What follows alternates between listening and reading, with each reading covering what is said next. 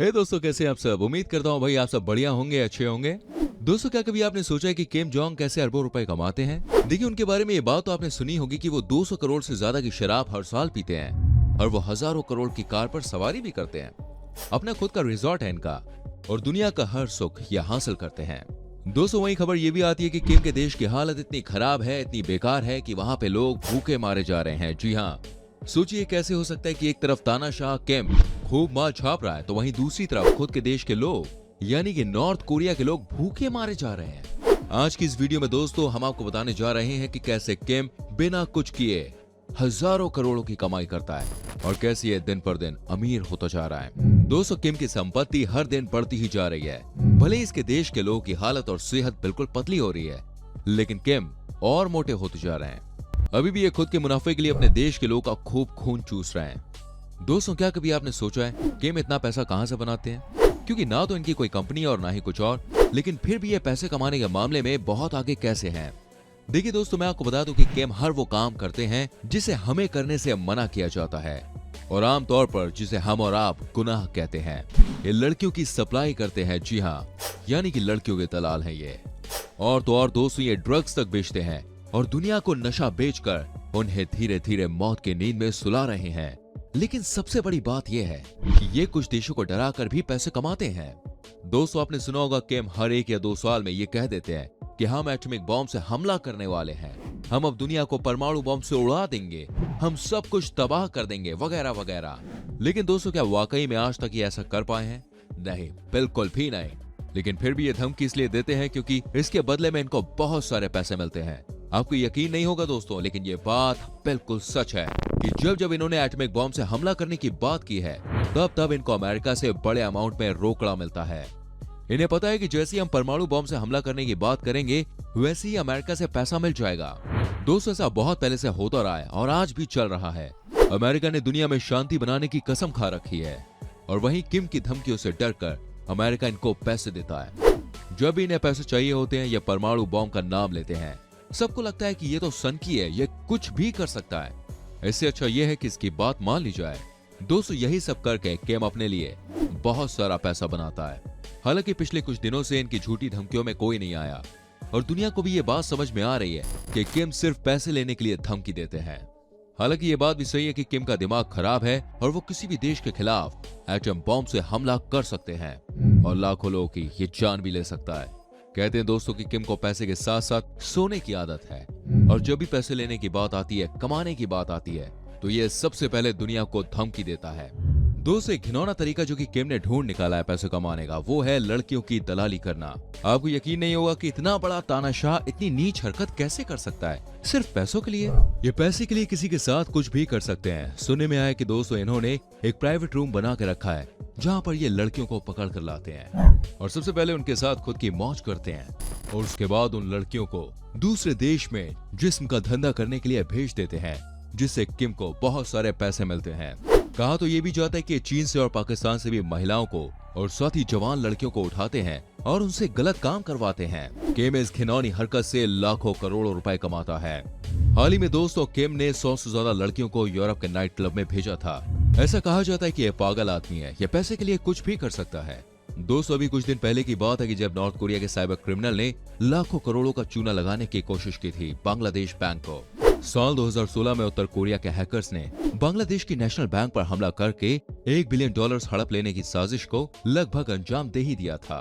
उनकी ये साजिश कामयाब होने के करीब थी, लेकिन दोस्तों ये संयोग था कि लगभग $8 करोड़ से भी ज्यादा का ट्रांसफर अचानक रुक गया। जेफ वाइट और जीन एशली की रिपोर्ट के मुताबिक अचानक आई अड़चन की वजह से हैकर्स बिल्कुल कामयाब नहीं हो पाए, लेकिन अलग थलग पड़े दुनिया के निर्धनतम देशों में से एक नॉर्थ कोरिया ने इन साइबर अपराधियों की टीम तैयार कैसे की।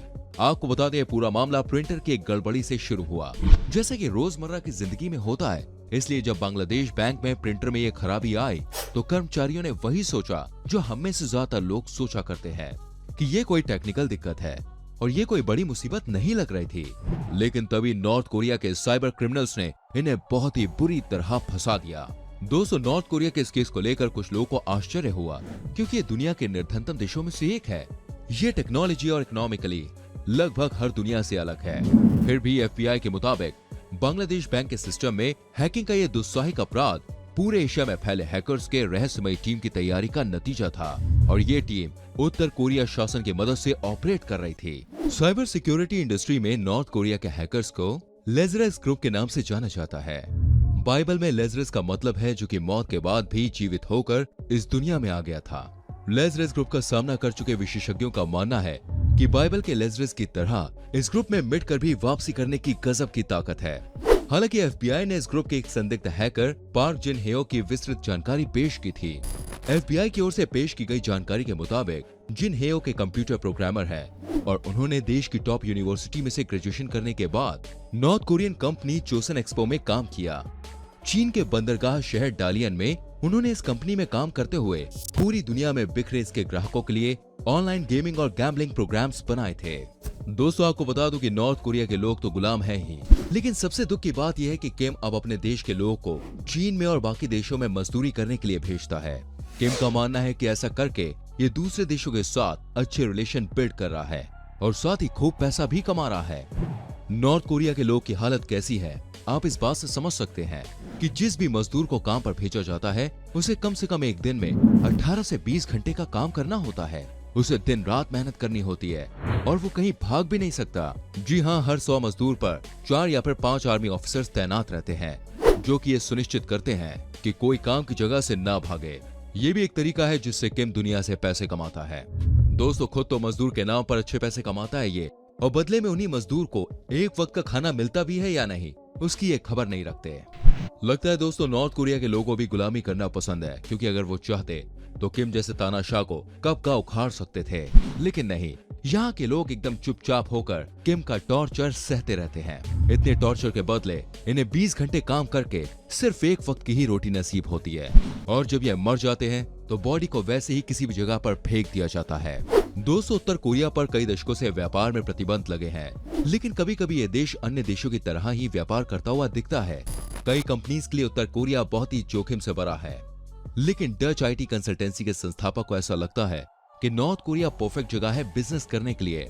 ट्रेड मैगजीन और प्रेस रिपोर्ट्स को देखकर ऐसा लगता है कि उत्तर कोरिया में सब कुछ ठीक चल रहा है, लेकिन क्या वाकई में उत्तर कोरिया के उत्पादों को कोई खरीदता है? रिपोर्ट का कहना है कि ये जानना देखिए बहुत ही मुश्किल है।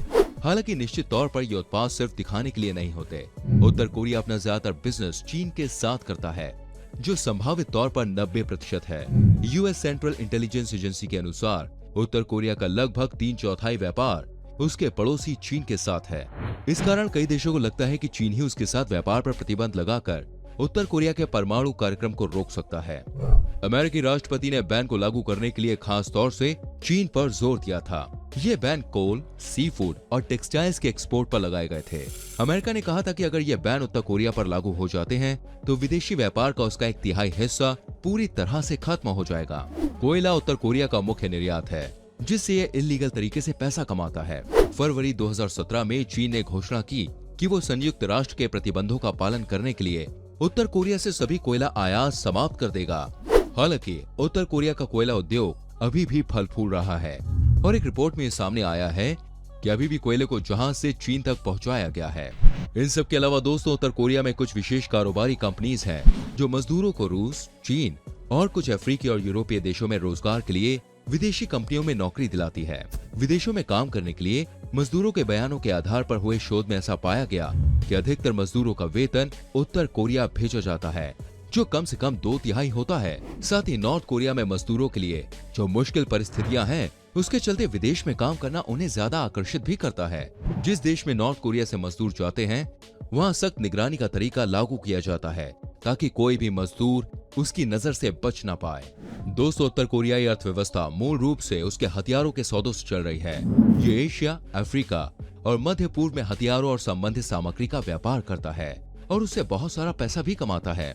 रिपोर्ट्स में ऐसा कहा गया है कि उत्तर कोरिया अफ्रीका में अपनी निर्माण कंपनियों का उपयोग हथियारों से संबंधित सैन्य और सुरक्षा सुविधाओं के निर्माण के लिए करता है। अध्ययन में यह बात कही गई है कि पिछले साल मिस्र ने उत्तर कोरिया से 30,000 PG-7 रॉकेट प्रोपेल्ड ग्रेनेड्स और अन्य हथियार ले जाने वाले एक जहाज को रोका। इन सब के अलावा नॉर्थ कोरिया ड्रग से भी खूब पैसा कमाता है। रिपोर्ट के मुताबिक उत्तर कोरिया में एक बड़ा अवैध ड्रग उद्योग है। ये दूसरे देशों में इलीगल तरीके से ड्रग्स को सप्लाई करता है। और पैसा कमाता है। तो देखा आपने दोस्तों, नॉर्थ कोरिया अरबों की दौलत कैसे कमाता है। दुख तो हमें वहां के लोगों के बारे में सोचकर होता है, जो इतनी मुश्किल स्थितियों के बावजूद भी वहां पर अपनी जिंदगी काटने को मजबूर है। उम्मीद करते हैं दोस्तों ये एपिसोड आपको अच्छा लगा होगा। आप क्या कहना चाहते हैं किम के बारे में और नॉर्थ कोरिया के बारे में, आप कमेंट कर सकते हैं। प्लीज वीडियो को लाइक करें, शेयर करें और ऐसी और वीडियोस को देखने के लिए चैनल को सब्सक्राइब करें, बेल आइकन प्रेस करें, जिससे आपसे आने वाली वीडियोस के नोटिफिकेशंस बिल्कुल भी मिस ना हो। हम मिलते हैं आपसे अगली वीडियो में। Till then bye bye, take care.